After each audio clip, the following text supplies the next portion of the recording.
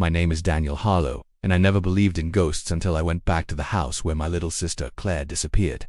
Everyone said she ran away. Everyone told me to let it go. But the moment I stepped inside, I knew they were wrong. The air was colder than it should have been, the shadows too heavy, and in the silence I could still hear her moving through the rooms, waiting for me. What I found in that house wasn't my sister anymore. It was something wearing her face. I never wanted to return to the house where I grew up, but after my parents passed away, there wasn't much of a choice. The place had been left to me, along with the duty of sorting through everything they left behind. It wasn't just the responsibility that weighed on me, it was the memories. Every hallway, every creak of the floorboards, every shadow lingering in the corners reminded me of the years I spent here. Some were good, some were painful, but all of them pressed down on me like a weight I couldn't shake. The hardest part was the silence.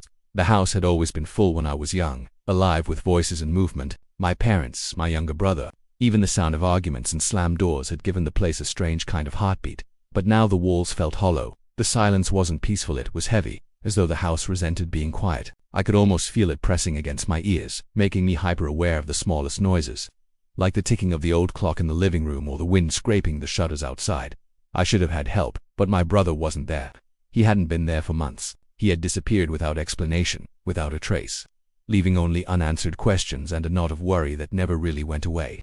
I told myself I was used to it, that the emptiness he left had become familiar, but standing in this house again, I felt the ache of his absence more sharply than ever. This was his home too, and yet his presence was missing, except it wasn't. As I moved from room to room, dust rose in faint clouds, catching in my throat. The furniture was the same, though older, the wallpaper faded and peeling, the curtains heavy with the smell of time. I picked up picture frames and turned them over in my hands, lingering on the ones of us as children.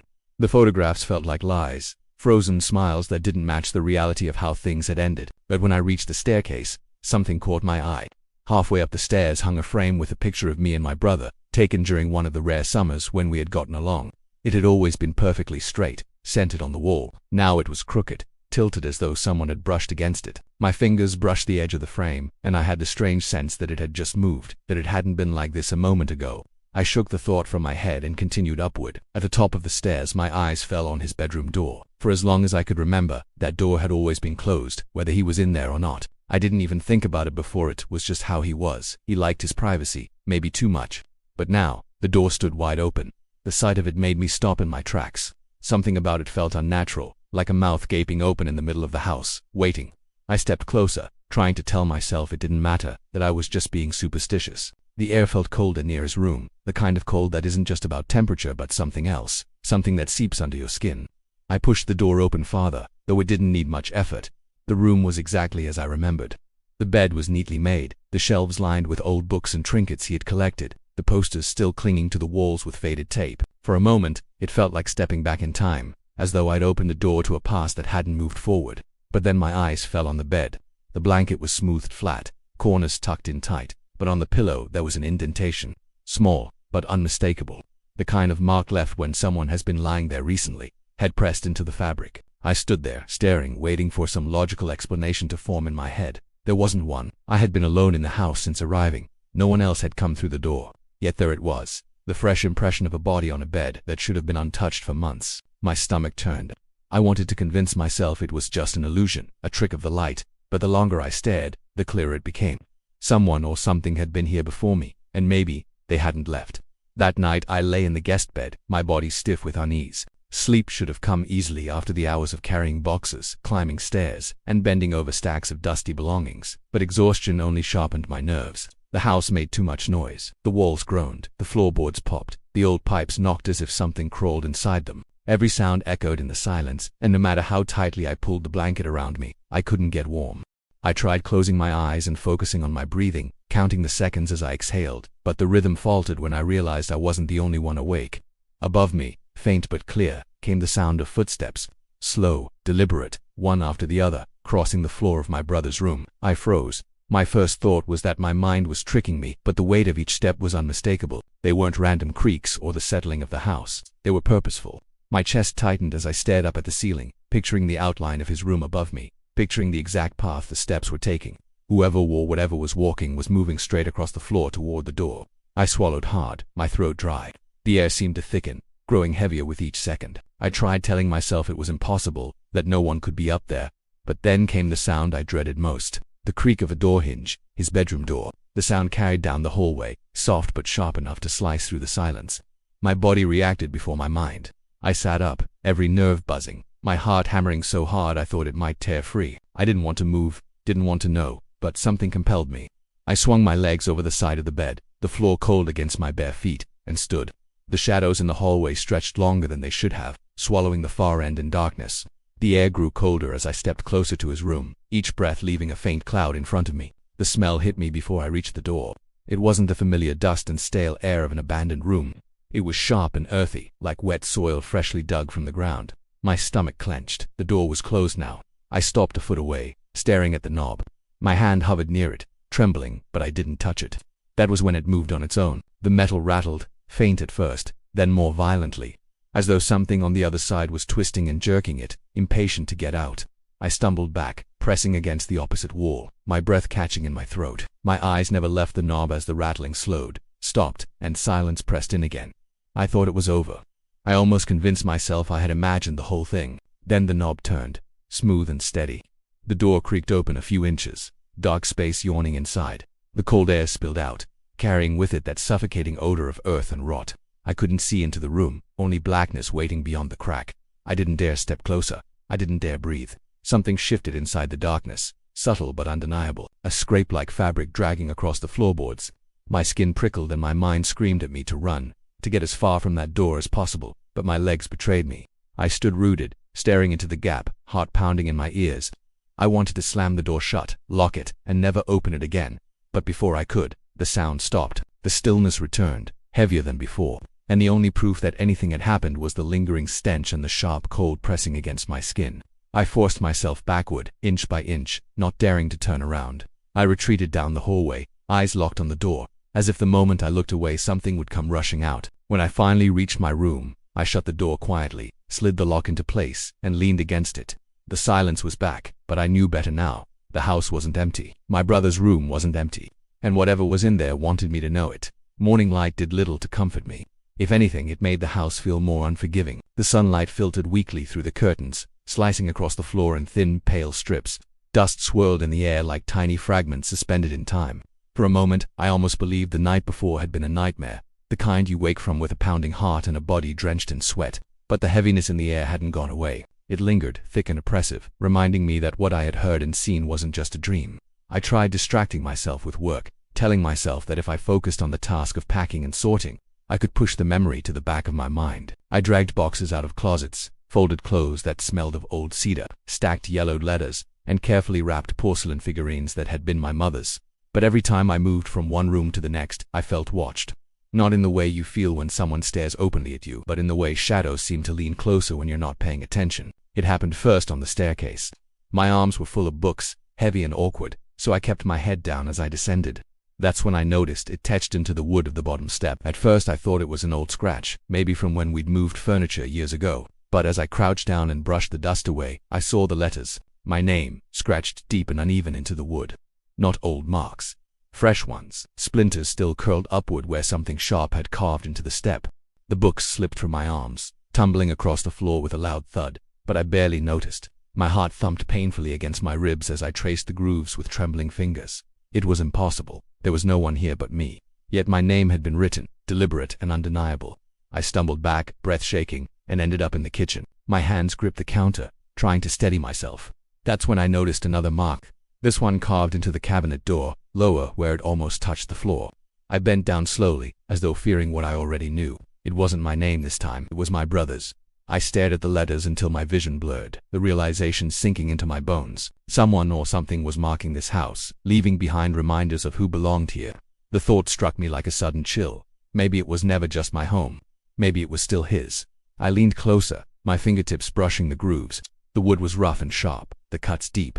These weren't idle scratches made absent-mindedly. They had been carved with purpose, with intent. The air in the kitchen felt thicker now, as though I was standing in a sealed box. My breathing sounded too loud. I lifted my head, and that's when I saw it. In the reflection of the kitchen window, blurred slightly by the sunlight on the glass, a figure stood behind me. It was faint, shadowed, but unmistakable, shoulders narrow, body tall, the same shape I knew as well as my own. My brother. The books I had dropped on the staircase suddenly seemed far away, muffled under the thrum of blood rushing in my ears. I froze, unable to move, staring at the figure in the reflection. It didn't move. It just stood there, still as stone, watching me. I forced myself to spin around. My breath caught, my muscles stiff and bracing for what I might see. The room was empty. The doorway yawned open, leading back into the hall. Nothing stood there. No one waited in the shadows. The only sound was the faint hum of the refrigerator and the uneven beat of my own heart. I stood for what felt like hours, staring into the empty space where I had expected him to be. The reflection in the glass had been too clear, too solid to dismiss as a trick of the light. I knew what I saw. I knew what shape had been behind me. The silence felt different now, deeper, like the pause before a storm. I could still feel the weight of eyes on me, as if they lingered just outside the edges of my vision, just beyond reach. I wasn't alone in this house, I never had been, and the proof of that wasn't only carved into the wood, it was standing right behind me. Sleep became impossible after that day. No matter how heavy my eyes grew or how much my body begged for rest, the thought of closing them filled me with dread. I would lie in bed for hours, my muscles tense, my ears straining to catch every sound. The quiet wasn't empty anymore. It was charged, like a held breath waiting to exhale. The house had a pulse, steady and alive, and I could feel it pressing against me with every second that passed. The whispers started soon after. At first I thought it was the wind, a low rustle against the walls, rising and falling as the air slipped through cracks in the old house. But the sound grew sharper, more defined. It wasn't the random sigh of the breeze. It was layered, overlapping, voices without bodies, murmuring just beyond comprehension. I pressed a pillow over my ears, but it didn't help. The whispers weren't outside, they were inside the walls, inside the room, inside me. On the fourth night, I gave up pretending I could rest. I sat on the edge of the bed, staring at the door, waiting for whatever had been circling me to finally step inside. My breath hung pale in the air, a faint fog that never should have been there in a house with the heat still running. My skin prickled with cold, my hands numb, though I hadn't touched the window. The first sound came from the stairs, a long groaning creak, like weight pressing down on the wood. Then another, then another. The rhythm was deliberate, steady, descending step by step. Something was coming down. My entire body went rigid. I pulled the blanket around my shoulders, as if it could shield me, but it felt useless, flimsy against the heavy dread crawling up my spine. I tried to convince myself it was the house that would contract in shifts at night, but I knew better. These were footsteps, the same slow, heavy ones I'd heard pacing in my brother's room. The sound stopped outside my door. I pressed my hand against my mouth to stifle a gasp, heart racing so hard I thought the noise alone might betray me. The silence stretched out, heavier with every second. I couldn't see through the crack at the bottom of the door. I couldn't hear breathing or movement, but I knew something was there, waiting, just on the other side. I pulled the blanket over my head, childish instinct driving me, as if hiding from sight could erase me from existence. The whispers rose again, slithering beneath the fabric. They weren't words I could understand, but the cadence carried meaning, anger, sorrow, hunger. The walls vibrated faintly with their weight, my own pulse sinking with the low rhythm until I thought I would pass out. The silence broke with a soft creak, not the floor this time, the door. I lowered the blanket a fraction, unable to help myself. My room was still dim, shadows stretching across the floor, but I saw that the door was open, just a crack. I hadn't moved from the bed, hadn't touched the lock. Yet there it was, shifted inward. The air grew even colder, my breath a visible cloud. I couldn't stop staring at that sliver of darkness beyond the doorframe, the void that seemed to bleed into the room. Then, slowly, something appeared. A hand. It gripped the edge of the frame, pale and stiff. The skin was drawn tight, the nails cracked and discolored. I recognized it instantly, though every detail made my stomach turn. The scar on the knuckle, the crooked bend in the finger from when he'd broken it years ago. It was my brother's hand, except it wasn't alive. The hand didn't move naturally. The fingers twitched, scraping faintly against the wood as though testing its own strength. It lingered there, stretched into my room, reaching for nothing, grasping at the air. My heart pounded against my ribs, desperate to escape, as I watched it flex and curl, unnatural and slow. I couldn't breathe. My body refused to move, my limbs locked in a state of pure terror. I kept waiting for the rest of him to follow, for the figure from the window to step fully into the light and reveal what had taken my brother's form, but it never did. The hand tightened once around the doorframe, nails biting into the wood, then slipped back into the darkness. The door shut softly. The whispers cut off in an instant, leaving only the echo of my frantic heartbeat. I sat there until morning, afraid to move, afraid to breathe, knowing that what I had seen wasn't a dream or a trick. It was real. My brother's hand had reached into my room, and if it could do that, it could reach farther next time. By the time the final night came, I had abandoned the idea of pretending. Whatever had taken root in this house no longer hid in shadows or whispers. It wanted me to know it was here. Every hour brought new reminders, the faint scrape of nails along the walls, the soft groan of floorboards bending under invisible weight, the stench of soil drifting through the air no matter how many windows I opened. I stopped questioning it. The questions didn't matter anymore. What mattered was the truth I could no longer deny.